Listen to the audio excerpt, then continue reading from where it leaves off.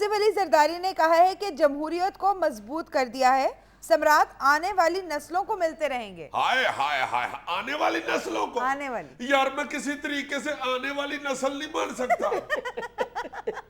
یہ کیسے ممکن ہے یار، تم موجودہ نسل ہو۔ امان سے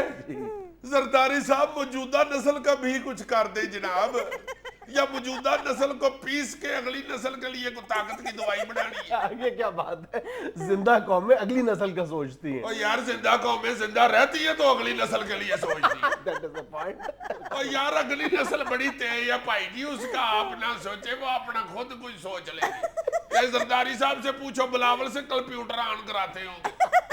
ہاں ہاں، موجودہ نسل کا تو ہر بندہ ایس ایم ایس اگلی نسل سے کروا رہا ہوتا ہے۔ بیٹا یہ رہی ایس ایم ایس کر لو، میرے سپیلنگ نہیں ٹھیک، حالانکہ اس کا کچھ بھی نہیں ٹھیک ہوتا، صرف سپیلنگ کہہ رہا ہوتا ہے وہ۔ اگلی نسل تو اتنی تیز ہے، موجودہ نسل اگلی نسل کو کہنا بیٹے میں نے تمہارے لیے ایک رشتہ دیکھا ہے، وہ آج تمہیں دکھانا ہے۔ اگلی نسل کہتی ہے پاپا میں نے جو اپنے لیے رشتہ دیکھا ہے پہلے وہ آپ کو دکھانا ہے۔ اگلی نسل تو اللہ معاف کرے، میں نے کل اپنے بیٹے سے کہا، میں نے کہا بیٹے مچھلی کھا کے اوپر سے پانی نہیں پیتے، کہتے شاباشی ابا جی، جیڑی رہی ساری زندگی پانی چو دے تو پانی نہیں پیتے۔ اگلی نسل تو اس قسم کی پٹاکا ہے، تمہاری پر جائی ہے ایک دن بچے کو سلا رہی، کہہ رہی ہے اللڑ بلڑ پاوے گا بابا کڑکلے آوے گا، نام رات اٹھ کے بیٹھ گیا، کہتا دنیا مریخ پہ پہنچ گئی ہے، تسی باوے دی آستے بیٹھے رہنا۔ کہتا 3 سال کا میں ہو گیا ہوں یہ سنتے ہوئے، بابا کڑک لے آوے گا، بابا پتہ نہیں بلاور صاحب کی ریل گڈی پہ بیٹھ گیا، آئی نہیں رہا۔ 52 اہم پاکستانی سفارت خانوں میں تعینات کمرشل کونسلز کو واپس طلب کر لیا گیا، کچھ عرصے بعد نئی تعیناتیاں ہوں گی۔ او یار یہ تو تم نے نہیں تھا اپنے پروگرام میں ڈسکس کیا کہ یہ جو امبیسیوں میں ہمارے کمرشل اتاشی لگے ہوئے ہیں، ان کی کارکردگی کو کوئی چیک ہی نہیں کرتا، ایسے ہی کرتے پھرتے ہیں۔ تو اب یہ امید رکھی جانی چاہیے نا کہ حکومت نے ایکشن لیا ہے اور اب دوبارہ جو تعیناتیاں ہوں گی وہ میرٹ پر ہوں گی اور ان کی کارکردگی کو ریگولر بیسس پر چیک کیا جائے گا۔ یہ نہ ہو کہ یہ جو 52 کمرشل کونسلرز بلائے ہیں واپس ان کو گورنمنٹ کا خبردار بڑی عیش کر لیا تم نے، تم ادھر اٹلی میں موجے کر رہے ہو کمرشل کونسلر کی، اور میرا بھتیجا سارا دن وہ بیچارہ تکونی گراؤنڈ میں بیٹھا رہتا ہے۔ یہ دیکھو یہ دیکھو ہے اس کا منہ پیرس کی سیریں کرنے والا۔ ایفل ٹاور دیکھ لیا نا، چلو اب چھٹی کرو، ہمارے ایم ایل اے شاہ صاحب کا سکا دماد بیچارہ ویلا پھر رہا ہے، اس کو بھی کسی کام پہ لگانا، دوڑو یہاں سے چلو۔ واہ واہ واہ واہ، کیا موج لگی ہوئی ہے تمہاری، تم ادھر کمرشل کونسلر لگے ہوئے ہو اور لندن آئی کے چونٹے لے رہے ہو۔ ہمارے منسٹر صاحب کا بیٹا بیچارہ ٹی وی پہ بیٹھ کے کہہ رہا ہوتا ہے، یہ لندن آئی والا چونٹا اوپر جاتا ہے نا جب تو سارا لندن نظر آتا ہے، پھر جب آہستہ آہستہ نیچے آتا ہے نا تو دل بھی نیچے جا رہا ہوتا ہے۔ چلو میرا پتر چھٹی کرے، لگاؤ جی اپنے منڈے کا لگا، تجھے پیچھے کیوں بیٹھے ہوئے تھے، کیا بوتل دے ہوئے؟ آؤ جی آؤ ادھر، تو گھبراؤ نا، کام شام کوئی نہیں، بس ادھر ویلا ہی بیٹھنا ہے منڈے، آپ کے فکر نہ کریں، آپ پلاؤ جوش پلاؤ۔ چلو میرا پتر سارے دوڑ جاؤ، اب محلے میں بیٹھ کے کہانیاں سناؤ کہ جب میں لندن کی 18 نمبر گلی سے کھپیا تو مڑا بڑی تیز گاڑی میں، آگے کنگریج تھا ڈیوڈ، چلو میرا بیٹا دوڑو،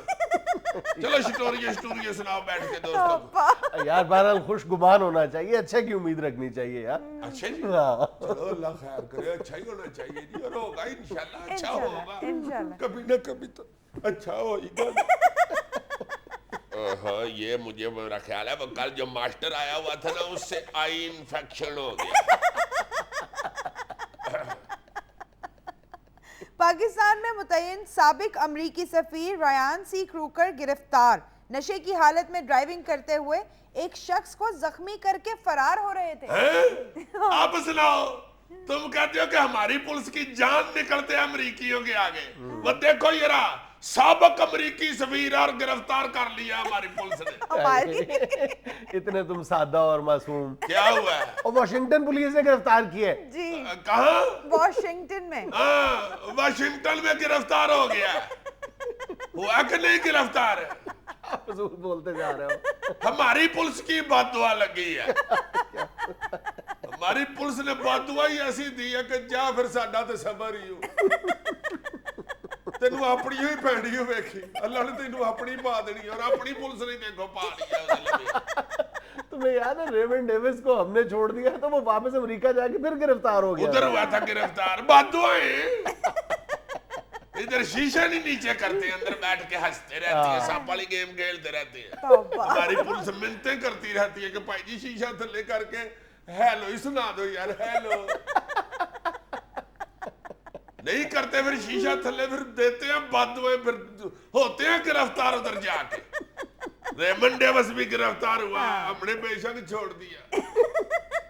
उधर तो गिरफ्तार हुआ है ना इधर देख लो ये साबिक सफीर भी हुआ कि ना गिरफ्तार हाय हाय हाय हाय बड़ी ताकतवर पुलिस है पाकिस्तान की इसकी बंदूक चले ना चले बददुआ बड़ी चलती है अब हुआ ना $1000 जुर्माना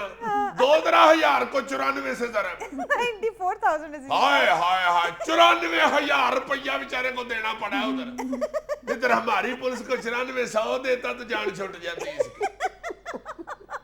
ना हो गिरफ्तार हमारे पास फिर उधर जाके इतने पैसे देने पड़े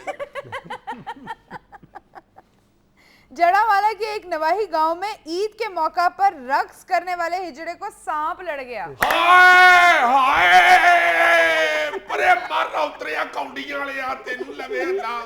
ना मुरादा एडा जरूरी काम करन दई सत्याग डांगी कड मारी फिटे मुंह तेरा शोखा भी मैनू ही लड़ना सी आके तू ना मुरादा ਅਸੀਂ ਤੇ ਬੇਜ਼ਰਰ ਲੋਕ ਆ ਸਾਰੀ ਜ਼ਿੰਦਗੀ ਕਦੀ ਕਿਸੇ ਨਾਲ ਲੜਾਈ ਨਹੀਂ ਤਰਲੇ ਮਿੰਤਾਂ ਨਾਲ ਹੀ ਜ਼ਿੰਦਗੀ ਗੁਜ਼ਾਰ ਛੱਡੀ ਹੈ ਔਤਰਿਆ ਤੂੰ ਨੱਚਦਾ ਹੋਵੇ ਤੇ ਮੈਂ ਤੈਨੂੰ ਕਦੀ ਲੜੀ ਆ ਝੋਖਾ ਜੈਲਸ ਔਤਰਾ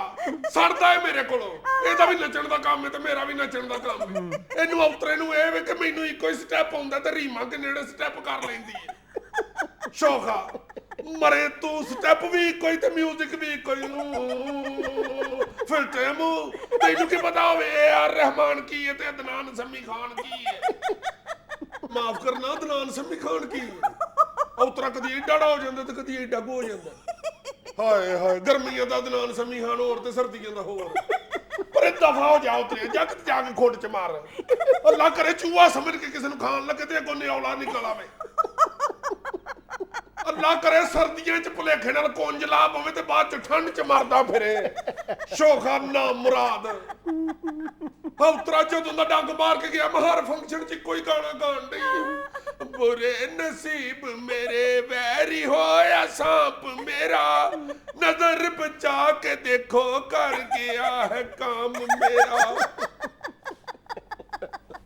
नाज़रीन चंद कमर्शियल्स के लिए एक छोटा सा वक्फा